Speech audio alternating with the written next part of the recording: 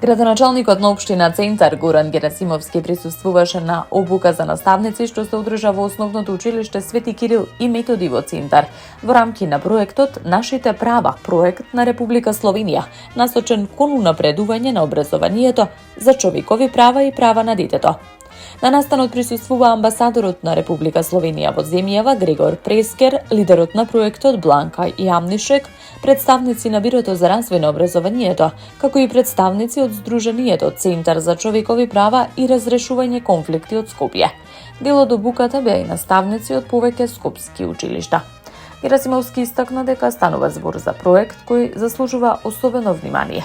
Проектот Нашите права има за цел преку обука на наставниците да го зајакне подучувањето и учењето за човекови права и права на детето, да поттикне почитување и разбирање уште од најрана возраст, да придонесе кон мир и безбедност во заедницата. Имено станува збор за глобален проект што се реализира во 27 земји во Европа, Азија, Блискиот Исток, Латинска Америка, Африка и Австралија, а е наменет за деца на возраст од 10 до 12 години.